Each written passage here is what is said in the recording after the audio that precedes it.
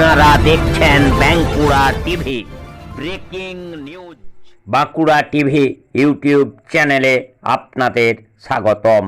আজ Bankura TV YouTube চ্যানেলে আমি বাঁকুড়া টিভি ইউটিউব চ্যানেলের chief editor the tiger journalist দাদা উত্তম দে তুলে ধরছি কোচবিহার জেলার একটি গুরুত্বপূর্ণ ব্রেকিং নিউজ। ডিওয়াইএফআইয়ের কোচবিহার জেলা সম্মেলন উপলক্ষে মাথাভাঙায় অনুষ্ঠিত হল প্রকাশ্য সমাবেশ। এই প্রকাশ্য সমাবেশের প্রধান বক্তা ছিলেন মীনাক্ষী মুখার্জি। উপস্থিত ছিলেন রাজ্য সভাপতি ধ্রুবজ্যোতি সাহা, জেলা সম্পাদক সুধাংশু প্রামাণিক, এছাড়াও প্রাক্তন ডিওয়াইএফআই নেতা অনন্ত রায় সহ একাধিক নেতৃত্ব। মূলত এই পশ্চিমবাংলার বুকে এখনও যে এই লাল ঝান্ডার অর্থাৎ সিপিআইএমের এই ডিওয়াইএফআই যে যুব সংগঠন, সেই যুব সংগঠন যে গোটা পশ্চিমবাংলা দাপিয়ে বেড়াচ্ছে, তার প্রমাণ কিন্তু দেখা গেল এই ডিওয়াইএফআইয়ের কোচবিহার জেলা সম্মেলন উপলক্ষে প্রকাশ্য সমাবেশে। এই প্রকাশ্য সমাবেশে হাজার হাজার যুবদের উপস্থিতি তা আরেকবার প্রমাণ করল। যদিও তৃণমূল নেতারা নাকি বলে যে বিধানসভায় তো বামেরা শূন্য, কিন্তু বামেদের সংগঠন যে যুব সংগঠন যে পশ্চিমবাংলায় এখনো শক্তিশালী আছে, তৃণমূলের চেয়েও শক্তিশালী, সেটা কিন্তু বোঝা যায়। যদিও ভোট ব্যাংকে ততটা প্রতিফলন হয় না, তবে যে কোনো পশ্চিমবাংলার বুকে অন্যায়ের প্রতিবাদে একমাত্র এই যুব সংগঠন ডিওয়াইএফআই তারা কাঁধে কাঁধ মিলিয়ে বুক ফুলিয়ে মেরুদণ্ড সোজা রেখে তারা লড়াই করে চলেছে এবং তাদের যে অস্তিত্ব যথেষ্ট পরিমাণে আছে, তৃণমূলের চেয়েও বেশি তৃণমূল যুব সংগঠনের থেকে আছে, সেটা কিন্তু এই যে কোচবিহার ডিওয়াইএফআইয়ের যে জেলা সম্মেলন উপলক্ষে মাথাভাঙায় যে প্রকাশ্য সমাবেশ অনুষ্ঠিত হয় তার থেকে প্রমাণিত হলো। সেই খবর আপনারা দেখতে থাকুন একমাত্র বাঁকুড়া টিভির পর্দায়। যে বাঁকুড়া টিভি একমাত্র প্রতিবাদী চ্যানেল, যে বাঁকুড়া টিভি একমাত্র প্রতিবাদী মানুষের কণ্ঠস্বর। এই পশ্চিমবাংলায় যেখানে মমতা ব্যানার্জি, বেগম মমতা ব্যানার্জি এবং compartmental chief minister Mamata Banerjee ও তার পুলিশ, অপদার্থ পুলিশ এবং তার যে গুন্ডা, তার যে তোলাবাজ ভাইদের যে জঙ্গল রাজত্ব চলছে এই পশ্চিমবাংলার বুকে, তার মধ্য দিয়েও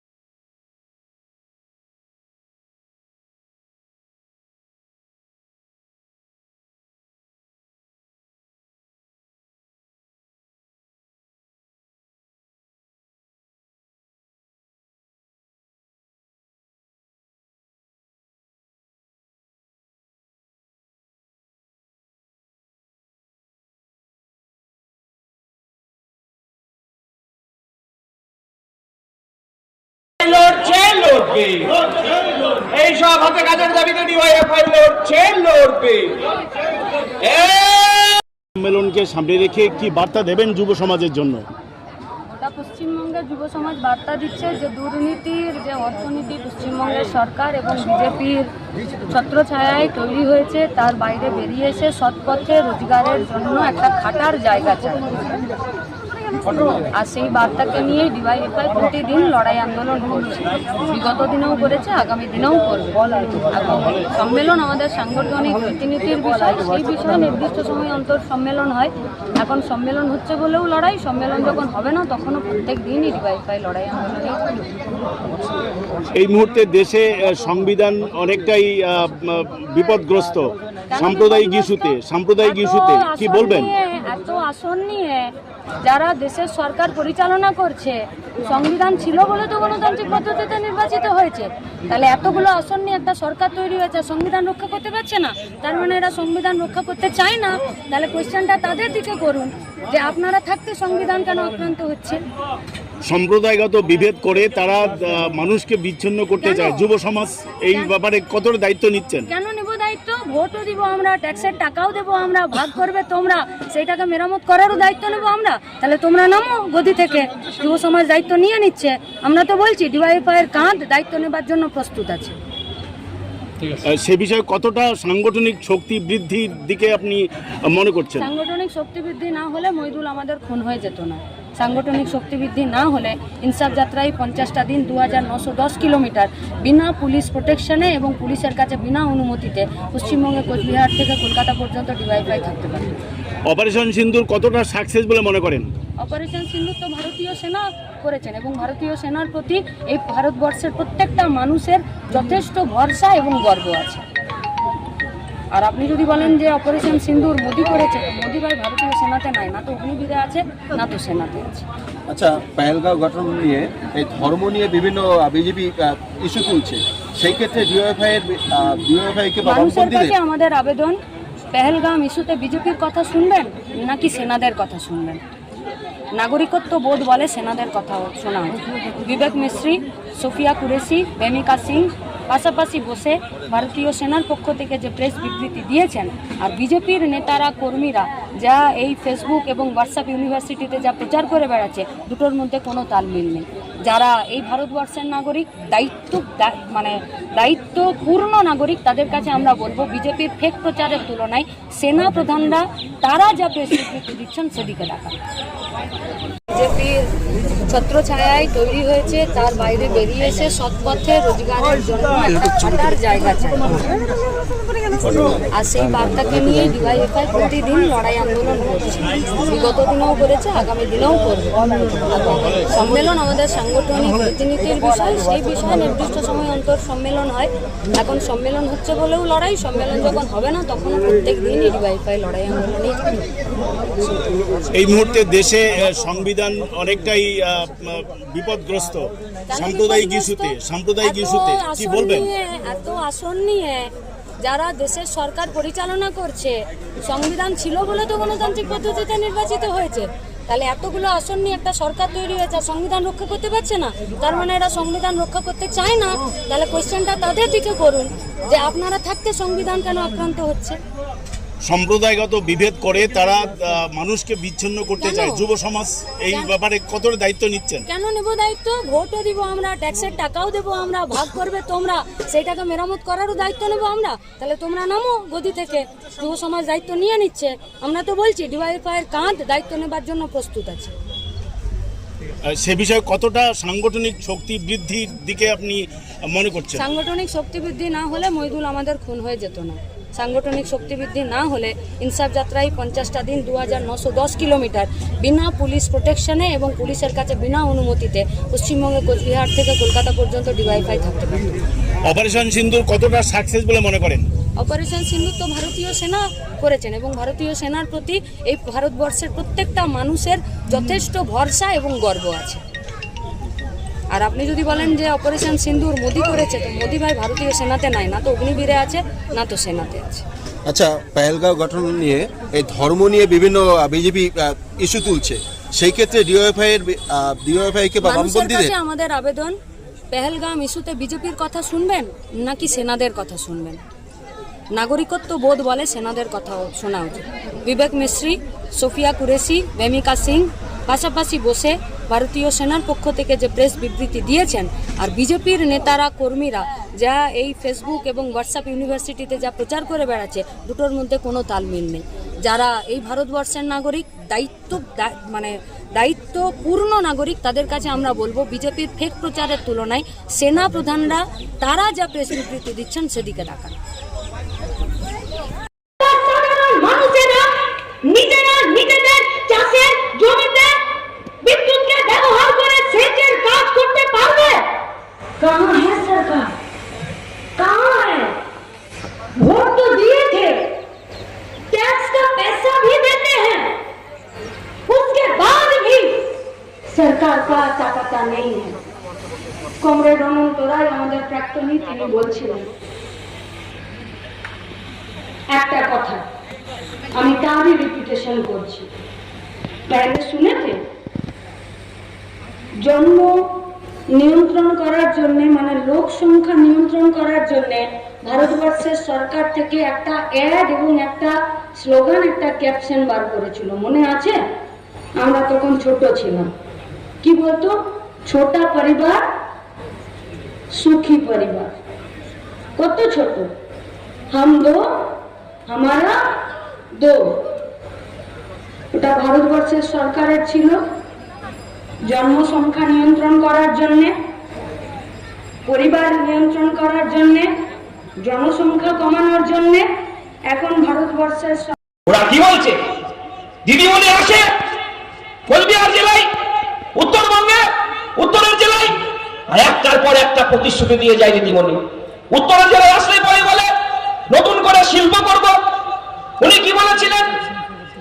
পশ্চিমবাংলায় বামপন্থী ফর সরকারের সময় 2003 সালে চকচকায় শিল্প তৈরি হয়েছিল, যেখানে 5000-এর বেশি শ্রমিক কাজ করত। আজকে চকচকা শিল্প ঢুকছে 1000-1500 শ্রমিক সেখানে কাজ পাচ্ছে না। দিদিমণি কি বলেছিলেন? কোচবিহারে নাকি হেরিটেজ শহর তৈরি করবেন। কোথায় হেরিটেজ শহর? দিদিমণি গত বছর বলেছিলেন যে 2টি নতুন করে উনি নাকি শিল্প তালুক তৈরি করবেন। এবছর বলেছেন 3টি শিল্প তালুক তৈরি করবেন, কিন্তু কৃষি প্রধান জেলা, কৃষি ভিত্তিক শিল্প করা প্রয়োজন, সেই শিল্পের কথা দিদিমণির মুখে শুনতে পাবেন না। পাবেন কি করে? শীতকালের মানুষের জন্য বাড়ির টাকা আসছে, তৃণমূলের নেতারা শহীদদেরকে স্মরণ করেছি। তারপরে প্রকাশ্য সমাবেশে আমরা এসেছি আপনাদের সাথে পরিষ্কার খোলাখুলি মুখোমুখি কথা বলতে, যে আমরা একটু পরে কি করতে চলেছি। আমরা আমাদের এই জেলার 20তম সম্মেলন করব। সেই সম্মেলনে 21 সাল থেকে শুরু করে এই 25 সাল পর্যন্ত এই গোটা কোচবিহার জেলাতে কাজের দাবিতে, শিক্ষার দাবিতে, রুটি রুটির প্রশ্নে, দেশকে এক রাখার প্রশ্নে, রাজ্যটাকে বাঁচানোর প্রশ্নে আমরা কি করতে পেরেছি, কোথায় আমাদের সাফল্য, কোথায় আমাদের জন আসতো, গ্রামের মানুষ আসতো, সেখানে চিকিৎসা হতো, সেখানে দুর্গাপূজা হতো, প্রতিমা আসতো। পরপর 2 বছর করলো, কিন্তু এবছর সপ্তমীর দিন বাড়িতে প্যান্ডেল জ্বললো, বাড়িতে আলো জ্বললো, কিন্তু প্রতিমা এলো না। তার মাকে, বাবাকে, মেয়ের বিচারের দাবি এরা মনে করেছিলেন গোটা কোচবিহার জেলাকে বিভাজন করে, গোটা কোচবিহার জেলায় সন্ত্রাস করে, বামপন্থীদের উপরে আক্রমণ করে এই কোচবিহার জেলার বামপন্থী আন্দোলনকে শেষ করবে। পঞ্চায়েত নির্বাচন, বিধানসভা নির্বাচন, লোকসভা নির্বাচন যদি দেখেন, প্রতিটি নির্বাচনে একদম মোটা ভাঙা, শীতলকুচি,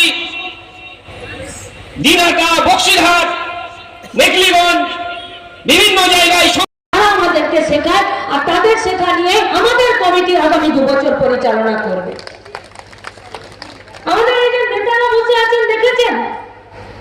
দেখুন একবার ভালো করে এদের লোকগুলো, একদম ওইখান থেকে শেষ অব্দি এরা উঁচুতে বসে আছে মঞ্চে, এদেরকে আপনাদের দেখতে সুবিধা। ওখানে দাঁড়িয়ে আছে একজন, এদিকে একজন সাদা জামা পরে দাঁড়িয়ে আছে, ওখানে একজন রোগা পেটকা মতন ছেলে আমাদের কমরেড টোটো চালায়, ওই দিক থেকে আসছে আমাদের ডিসিএম। এদের নাম কেন বলছি জানেন? তো পঞ্চায়েতের ভোটে নিজের আত্মীয়কে খুন হতে দেখেছে চোখের সামনে, ঝান্ডাটা কান থেকে নামায়নি। দিনহাটা হোক, শীতলকুচি হোক, মাথাভাঙা হোক, কোচবিহার শহর হোক, পুলিশ হোক, তৃণমূলের গুন্ডা হোক, বিজেপির সাধুর বেশে চোররা হোক, তাদের চোখ রাঙানির কাছে আমাদের কমরেডরা নিজেদের চোখটা নিচে নামায়নি, মাথা উঁচু করে লড়ে যাচ্ছে। তারা বসে আছে মঞ্চে। ইনসাফ যাত্রা প্রচার করতে বেরিয়েছে যে কোচবিহার থেকে কলকাতা পর্যন্ত 50টা দিন ডিওয়াইএফআই কাজের দাবিতে, দুর্নীতিরাজের বিরুদ্ধে, দুষ্কৃতিরাজের বিরুদ্ধে, দেশকে বাঁচাতে, রাজ্যকে বাঁচাতে প্রচার করছে। উত্তরকন্যা অভিযান, রমজানের মাস, রোদ ওঠার আগে টোটো বের করেছে, সেই টোটোকে ভেঙে দিয়েছে, টোটো রিপেয়ার করেছে, ফিরে মাইক লাগিয়েছে, ফিরে ঝান্ডা লাগিয়েছে, কিন্তু ফিরে উত্তরকন্যা অভিযান আর ইনসাফ যাত্রারই প্রচার করেছে, নিজের রাস্তা থেকে সরে যায়নি। এরা আমাদের নেতা, এরা কোচবিহার এই জেলার, গোটা পশ্চিমবঙ্গের বেকার ছেলে মেয়েরা মাথা উঁচু করে সৎ সাহসে, সাহসিকতার সাথে একটা খাটার জায়গা পাক। যদি চান যে পশ্চিমবঙ্গের বেকার ছেলে মেয়েরা, যুবকরা তারা একটা খাটার সব পথে মাথা উঁচু করে জায়গা পাক, তাহলে আপনি চান বা না চান আপনার রাস্তা তো যেদিকে খুশি যান, ভাবার তৃণমূল আর বিজেপির অপেক্ষা করছে। আমাদের বলার কিছু নেই। নজওয়ান ভারত সভা থেকে পার ডে 300 টাকা রোজে কাজ দিয়েছে, তাই তো? পার ডে 300 টাকা রোজে কাজ দিয়েছে তো মাসে কত পাবে? 9000 টাকা। কে দেবে? সরকার দেবে? देगी सरकार? नहीं, एक एजेंसी दे पैसा उसको। উকিল বর্মনের ছেলেকে কাজ দিয়ে উকিল বর্মনের বুকের যন্ত্রণাটা মিটে গেছে? কাজ তো পেল উকিল বর্মনের ছেলে, তারপরে উকিল বর্মন কি বলছে? বলছে আমি আমার জমির দাম চাই, ও জমিতে আমি আর চাষ করতে যেতে পারবো না। সওয়াল কি বর্ডার এলাকাতে প্রত্যেকটা দিন সরকারি নীতিহীনতার জন্য, তা সে বিজেপি সরকার হোক, তৃণমূল কংগ্রেসের সরকার হোক, তাদের এই বর্ডার এলাকার চাষিদের জমিতে চাষ কি করে হবে তার নীতিহীনতার বিরুদ্ধে একমাত্র প্রতিবাদের নাম হলো উকিল বর্মন। আর উকিল বর্মন যত চিৎকার করে তত বামপন্থীদের দাবি প্রতিষ্ঠিত হয় যে আমরা ভুল দাবি করিনি। চাষ করতে যাচ্ছে বিএসএফ, সন্ধ্যে থেকে রাত পর্যন্ত টিভিতে ঝগড়া, চেঁচামেচি, কেচকেচানি, একটা লাইন আছে যে 3-4 টাকা তরু কিলোতে তরমুজের কি হবে, 1-2 টাকা কিলো টমেটো তার কি হবে, লঙ্কার কি হবে, আলুর কি হবে, ভুট্টার কি হবে, আছে প্রশ্ন টিভিতে, খবরের कागजे। अरे हम लोग जानते थे कि जो पहले छपता है बाद में बिकता है उसी को अखबार बोला जाता है, और आज पहले बिक जाता है उसके बाद जो छपता है। माइनस डिग्री टेम्पारेचारे बरफের মধ্যে দাঁড়িয়ে আমাদের দেশকে রক্ষা করছে, তার পায়ে জুতো আসছে এই এলআইসি, যার পয়সাতে প্রত্যেকটা দিন মিড ডে মিলের বাচ্চাদের খাবার আসে, ওই এলআইসি কে বেচে দিচ্ছ তুমি। কোই এলআইসি কে ভুয়া খবর, ভুয়া প্রত্যেকটা দিন ছড়াচ্ছে। হ্যাঁ, আমরা এই মঞ্চ থেকে বলতে চাইছি, কাশ্মীরের পেহেলগামে পাক মদতপুষ্ট জঙ্গি